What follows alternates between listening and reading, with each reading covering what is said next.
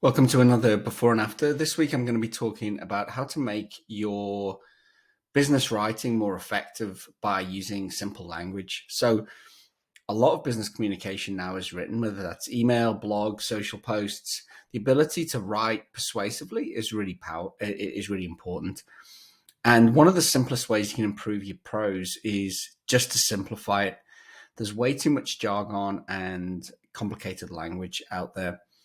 And one of the kind of main culprits of this is ChatGPT, like you can see on screen now. So I tend to find ChatGPT writes in a very what I would call flabby style. There's a lot of extra stuff there that can be cut away to make stuff work a lot better.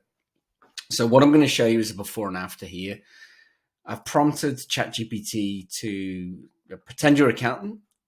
Write an engaging email to a small business owner telling them about a new tax planning service that you offer. So, pretty typical use case for ChatGPT. But I think this is a pretty poor email that's come out. So, I'm not trying to say ChatGPT isn't good. I think there's lots of other uses for it, but I don't think this is a good email. And I'm going to do a before and after on it to show you how I'd improve this. This I think this is very typical of ChatGPT content. It's a bit overlong. The bullet points. It seems to love the bullet points, and it's very much written in that kind of boring business style of English prose.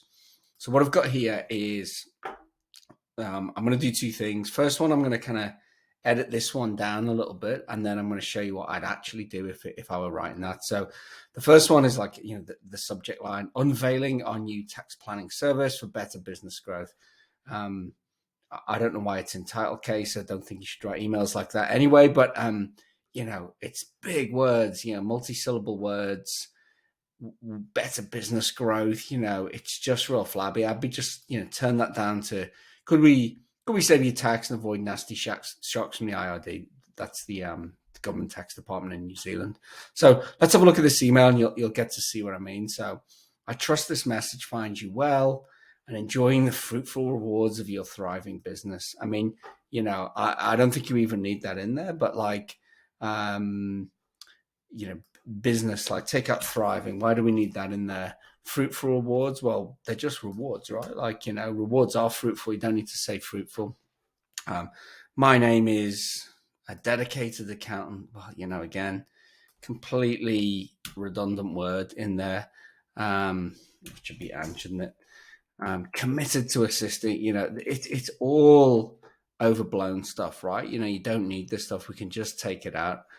Navigate the often complex realm. Often just put complex. Don't need that. You don't need that word in there. So you can see how you can start to pull this down really quickly. Let's have a look at some other ways you could do that. Maximize tax efficiency. Like save tax dollars or something like that. So it's way easier way to say that. Proactive strategies. Surely they're just strategies, right? If you're doing them, they're proactive. That by the very definition of what it is. Sustainable growth. Just growth. So we can simplify this down loads. We could go through, keep going. Let's have a look. As possible. Don't say as possible. Just say make it understandable. All of these things, they weaken the email. Complete transparency, just transparency. But why even saying that? I mean, surely you would, I would assume my accountant's being transparent with me in the first place. We could go through this and, make this a lot tighter by editing words out. Complimentary consultation, just say consultation. I wouldn't expect to pay for that unless you tell me anyway. How I would actually write this email, I'd just have a two-liner like this. So I'd use the subject line like I did before. Could we save you tax and avoid nasty shocks from the IRD?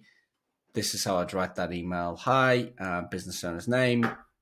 We have a new tax planning service which could save you tax.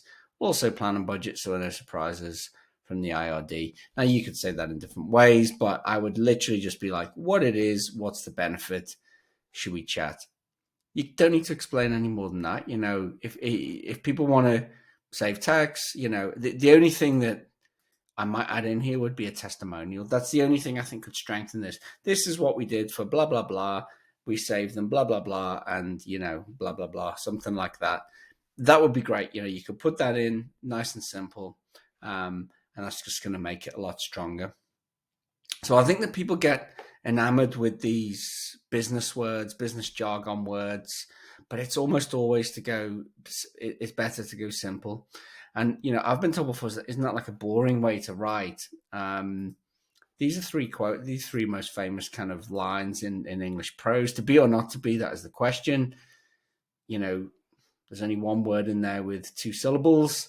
It was the best of times. It was the worst of times. Very simple sentence. Call me Ishmael. The very simple language.